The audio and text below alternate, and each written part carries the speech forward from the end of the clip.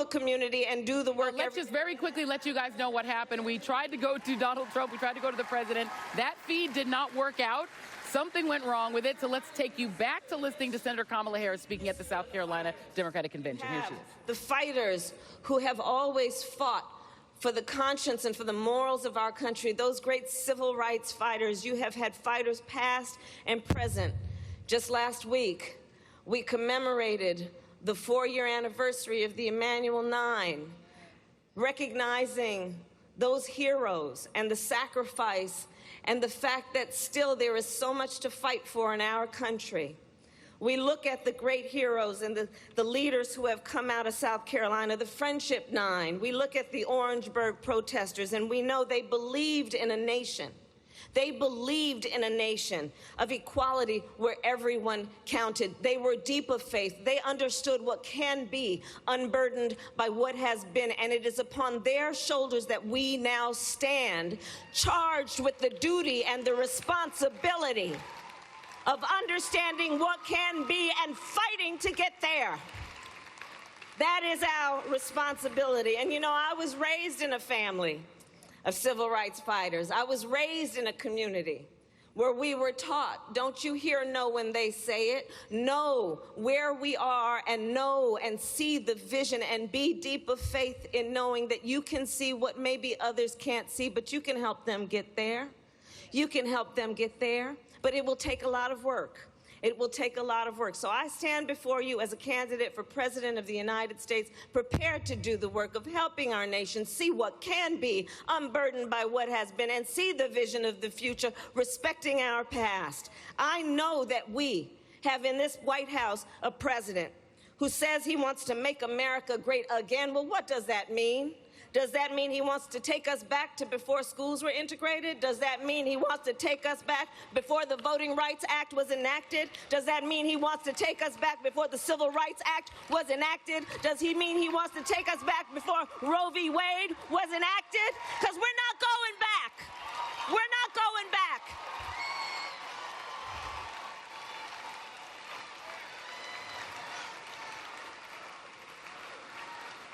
We see a future. We see a future. And I'm going to tell you, not only am I a child of parents who were active in civil rights fighters and marchers, I also had a career as a prosecutor. So let me tell you a little bit about that. I know how to take on predators. I took on the big banks and won over $20 billion. I took on for-profit colleges and put them out of business. I took on oil companies who were polluting our environments. I took on transnational criminal organizations who were preying on women and children. I know how to get that job done. And I did it for the people, for the people. So let me tell you, we need somebody on our stage when it comes time for that general election who knows how to recognize a rap sheet when they see it and prosecute the case.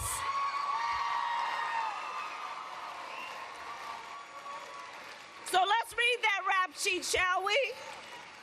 He asked black Americans, he said, what do you have to lose? Well, we know civil rights investigations are down, hate crimes are up. We had a lot to lose. Let's look at that rap sheet where he told working people that he would help them, but instead passed a tax bill benefiting the top 1% and the biggest corporations of this country.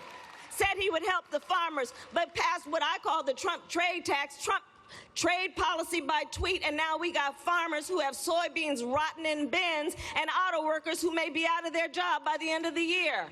Let's look at that rap sheet where he said he would give everyone health care, but he's still trying to rip health care away from folks and turn back the clock on Obamacare. Let's talk about looking at that rap sheet where he has embraced dictators like Kim Jong-un and Putin and taken their word over the word of the American intelligence community. Let's prosecute the case. Let's prosecute that case. And let's not turn back the clock. Let's start the next chapter, shall we? Let's start the next chapter. Let's turn the page. And here's what I see in that next chapter. I see us fighting for our America in what I call the 3 a.m. agenda. which means looking at writing that next chapter through the lens of what wakes us up in the middle of the night. What's on our minds? What do we need to deal with? So let's turn the page, South Carolina, and write that next chapter in a way that we take action. We take action on paying people equally for the work that they do, be they women, paying our teachers what they deserve in terms of paying them their value. Let's take action on getting $500 more a month to working families so they can get through the end of the month. Let's take action and make sure that if Congress doesn't have the courage to pass smart gun safety laws, then we will get the job done. Because I believe in an America. I believe in an America, and our America, where you only have to work one job to have a roof over your head and put food on the table.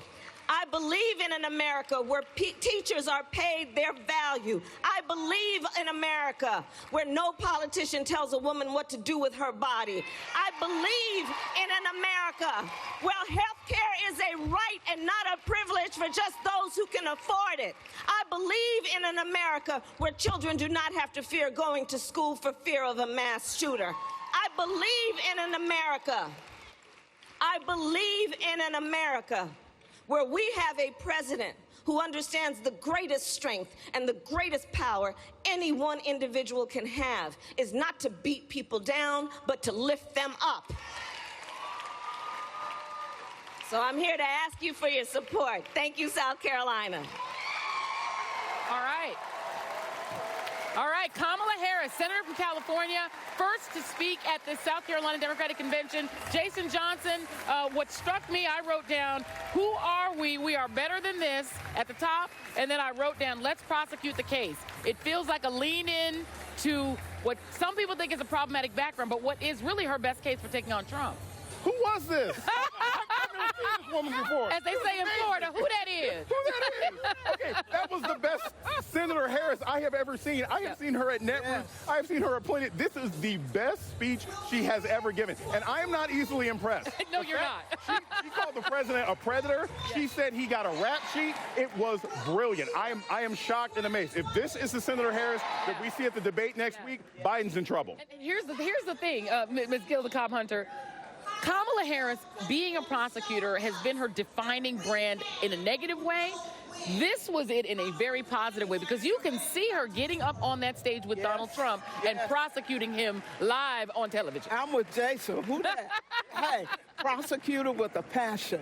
She laid it out. If she can keep that level of energy and that passion, she'll be fine. Here's the bigger point. Welcome to South Carolina and what effect South Carolina has on Democratic presidential primary candidates.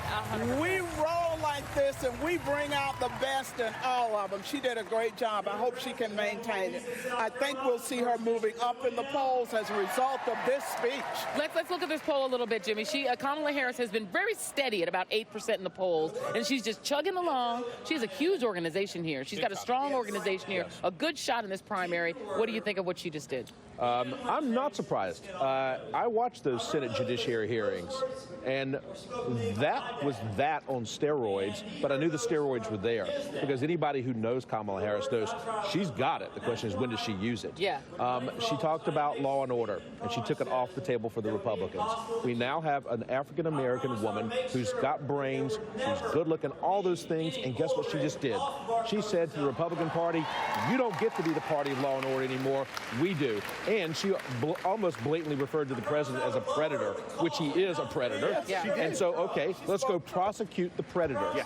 And that is what this election's about. And we're going to come back. This panel's going to stay with us the whole time. And I'm going to tell you guys, when I talk to Republicans about who are you afraid of, tell me the truth, off the record, the two people that they always mention are Biden and Kamala Harris.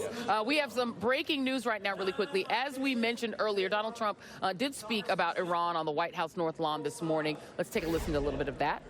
It's on pace to have its best year. I mean, since, I guess, over 50 years, and the Dow is on pace to have its best year in 80 years. It's been 80 years since the Dow has hit.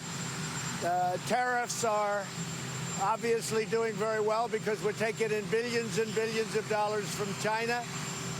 we would be from others, and we might be from others, but billions of dollars are coming in from China, and frankly, look at what's happening with the stock market, which is pretty much what I've been saying.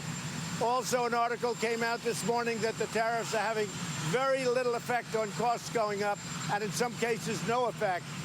That the countries that the product come from, they are bearing the cost, which is also what I've said. So the Dow is up, looks like it could be an 80-year high. It's on track for an 80-year high. And the stock market itself is a 50-year high. So I'm sure you're all very happy about that, right?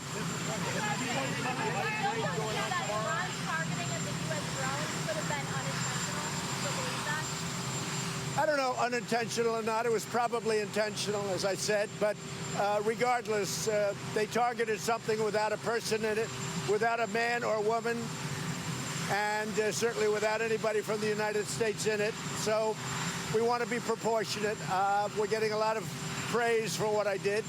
And we have people on both sides. Some like it and some probably not as much. My expression is we have plenty of time. We have plenty of time. You understand that? Yeah, these are people that came into the country illegally. They've been served. They've gone through a process of the courts, and they have to be removed from the country. They will be removed from the country. It's having a very big effect on the border. The fact that we're taking them out. The people that came into the country illegally are going to be removed from the country. Everybody knows that. It starts, during the course of this next week, maybe even a little bit earlier than that. And again, everybody that came into the country illegally will be brought out of the country very legally. Now, with that being said, the border is in much better shape. Mexico's doing a good job.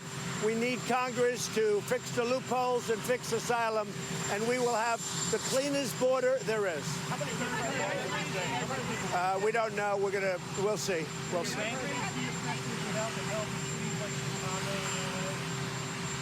Well, some cities are going to fight it, but if you notice, they're generally high-crime cities. If you look at Chicago, they're fighting it, and you look at other cities, they're fighting it. Many of those cities are high-crime cities, and they're sanctuary cities. The state of Florida is now ending all sanctuary cities. He's doing a very smart thing. Governor DeSantis, he's ending all sanctuary cities in the state of Florida.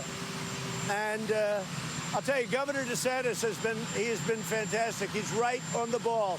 And we have others that are following. You'll be seeing a lot of that. People are tired of sanctuary cities and what it does and the crime it brings. They're very tired of it.